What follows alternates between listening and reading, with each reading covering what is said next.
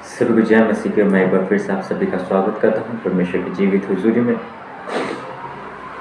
और आज के वचन पर जो हम बात करने वाले हैं, आज का विषय है मेरा कि एक बोझ जो यीशु मसीह ने हम में से हर एक को दिया है सुसमाचार को सुनाने का, उस बोझ के विषय में मैं आज बात करने वाला हूँ। और उससे पहले मैं आपसे एक बाइबल से एक छोटी सी कहानी साझा करने की कोशिश करूँगा। लूत की कहानी, जब वो सदोम और अमोरा में था।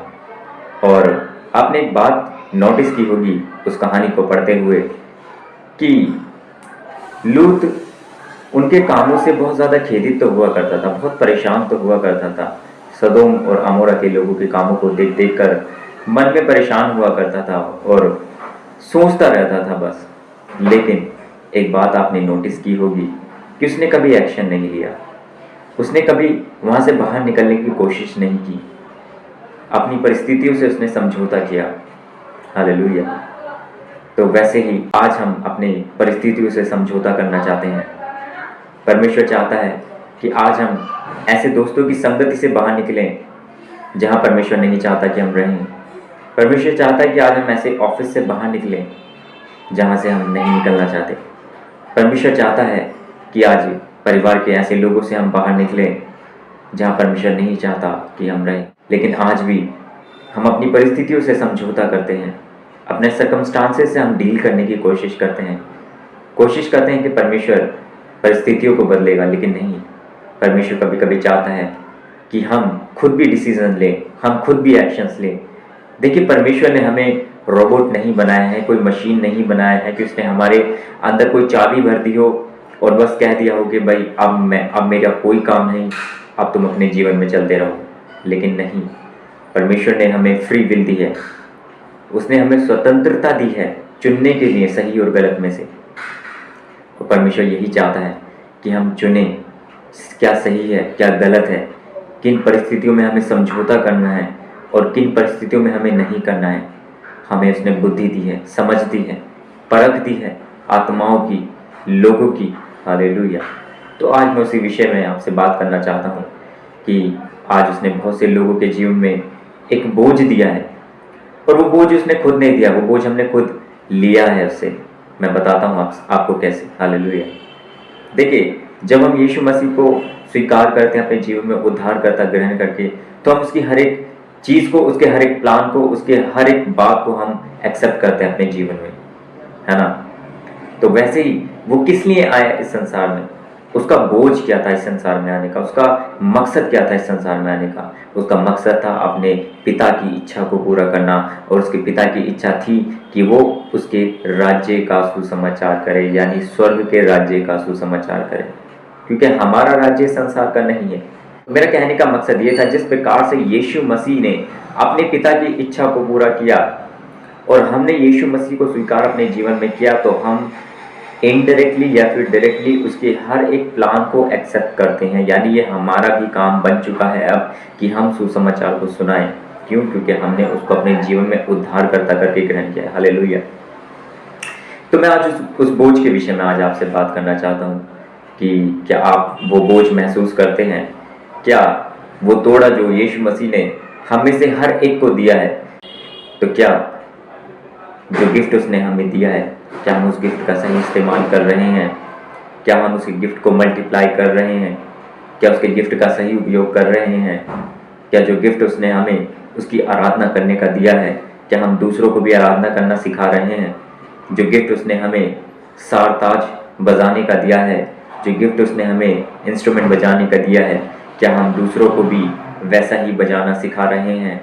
क्या उसने जो गिफ्ट हमें सुसमाचार सुनाने का दिया है, क्या हम दूसरों को भी सुसमाचार सिखाते हैं कि हाँ, ऐसे सुसमाचार किया जाता है?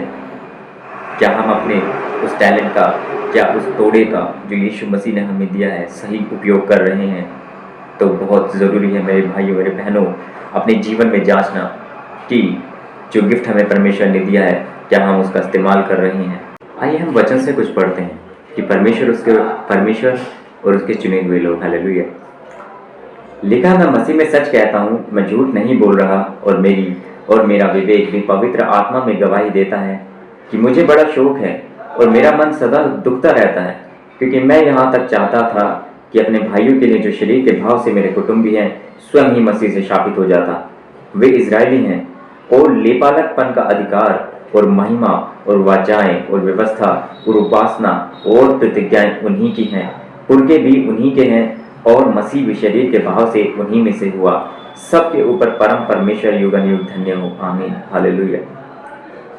कितना सुंदर यहाँ पर वचन है।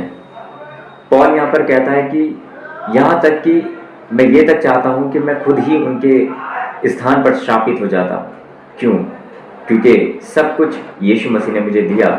लेपालकपन लिखा हुआ यहाँ पर, लेपालकपन का अधिकार, महिमा और वाचाएं और व्यवस्था और उपासना और प्रतिज्ञाएं उसने क्या दी हैं? किसको दी हैं? हमें दी हैं, लेकिन हम उनका सही उपयोग नहीं कर पाते हैं। हालेलुया। तो हर एक चीज़ से यीशु मसीह ने हमें ब्लेस किया है। परमेश्वर ने हमें हर एक गिफ्ट दिया है। परमेश्वर ने हमें आराधना का गिफ्ट दिया है। परमेश्वर ने हमें सुसमाचार सुनाने का गिफ्ट दिया है। परमेश्वर ने हमें उसके इंस्ट्रूमेंट्स को प्ले करने का गिफ्ट दिया है। तो क्या हम उस बोझ को महसूस करते हैं?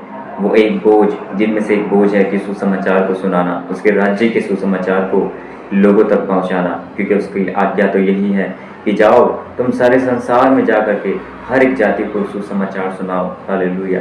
तो क्या वो बोझ आज हमें महसूस होता है? हालेलुया।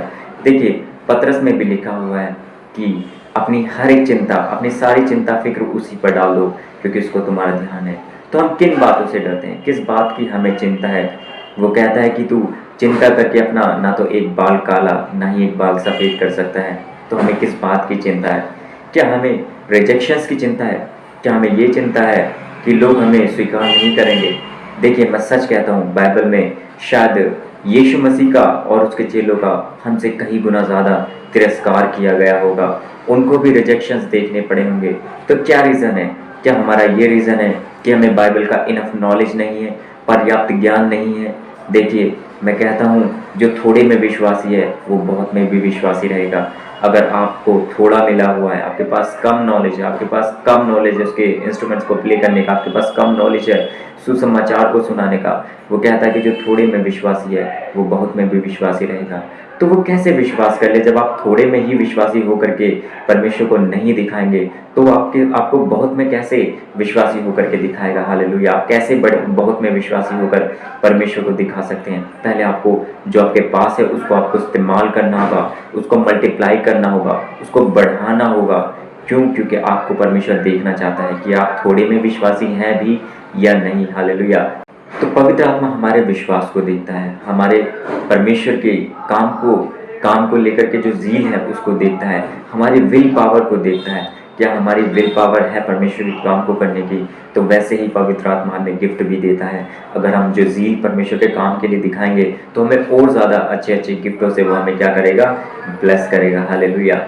तो हम किस बात से डरते हैं? क्या हम इस बात से डरते हैं सुसमाचार को सुनाने से कि लोग हमारा परसिक्यूशन करेंगे, लोग हमें परेशान करेंगे, लोग हमारा तिरस्कार करेंगे, शायद लोग हमें मार डालें, शायद लोग हम पे पथराव करें? देखिए, मैं आपसे सच कहता हूँ, शायद अगर यीशु मसीह के चेले भी और यीशु मसीह भी इस बात को सोचकर बैठ जाते कि लोग हमारा तिरस्कार करेंगे, हमारा रिजेक्शन होगा, या हमें इनफ नॉलेज नहीं है, तो मैं सोचता हूँ कि शायद आज पूरे संसार में यीशु मसीह का सुसमाचार नहीं फैल पाता। लेकिन समझिए, सोचिए, बाइबल को अच्छे से पढ़िए। बाइबल कहती है कि जो थोड़े में विश्वासी है वो बहुत में भी विश्वासी है। हालेलुया। तो आप थोड़े में विश्वासी होकर के दिखाइए, परमेश्वर आपको बहुत में भी आपको बढ़ाएगा। जो आप चाहते हैं वैसी ब्लेसिंग्स, वैसे वरदान वो आपको देगा। लूका 16:10 एक ही बात बताती है कि जो थोड़े में विश्वासी है वो बहुत में भी विश्वासी रहेगा। हालेलुया। तो अपने काम को कीजिए, जो परमेश्वर का बोझ है उसको महसूस कीजिए अपने जीवन में। देखिए, परमेश्वर आपसे प्रेम करता है, आपकी परवाह करता है। वो जानता है कि जहाँ जहाँ आप जाएंगे वो आपका मार्ग तैयार करता रहेगा। आपको मैं एक वचन पढ़कर बताता हूँ, मत डर क्योंकि मैं तेरे संग हूँ, इधर उधर मत ताक क्योंकि मैं तेरा परमेश्वर हूँ। मैं तुझे दृढ़ करूँगा और तेरी सहायता करूँगा और अपने धर्म में दाहिने हाथ से तुझे संभाले रहूँगा। तो आप चिंता मत कीजिए अपने जीवन के विषय में, मार्ग तैयार करने वाला वो है। अगर वो परीक्षा में डालेगा भी तो उसका निकास भी वही करता है, ऐसा वचन हमें बताता है। तो आप क्यों डरते हैं? किन बातों से हम डरते हैं? हालेलुया। विश्वास करता हूँ कि आज के वचन के द्वारा आपको कुछ सीखने के लिए मिला होगा और परमेश्वर आपके जीवन को बदले आज के वचन के द्वारा। चलिए, छोटी सी प्रार्थना में चलते हैं। धन्यवाद सामर्थ्य परमेश्वर, एक बार फिर से पिता मैं धन्यवाद करता हूँ तेरे सुंदर से वचन के लिए पिता।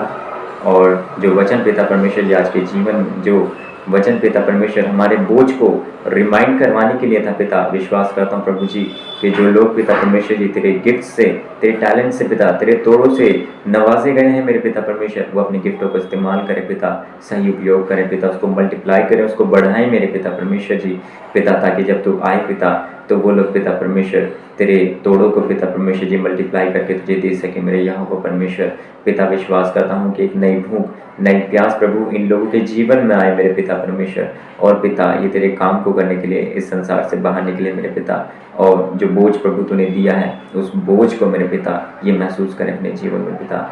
इनको ब्लेस कर पिता, अपने पवित्र आत्मा के साथ ब्लेस कर पिता। इनकी बोलने वाली जुबानें इनकी नहीं वरन पवित्र आत्मा जी आपकी हूँ आज के बाद। पवित्र आत्मा जी ये हाथ चंगा करने वाले इनके नहीं वरन पवित्र आत्मा जी आपकी हूँ। ये जहाँ जहाँ जाए प्रभु इनके मार्ग को तैयार कर पिता। धन्यवाद करता हूँ पिता कि तूने मेरी प्रार्थना को सुना है। ईश्वर के सामर्थ्य नाम से इस प्रार्थना को मांगता हूँ, आमीन। परमेश्वर आप सभी को आशीषित करे। God bless you all. खुश रहिए, हंसते रहिए और इसी प्रकार से परमेश्वर के साथ जुड़े रहिए, आमीन।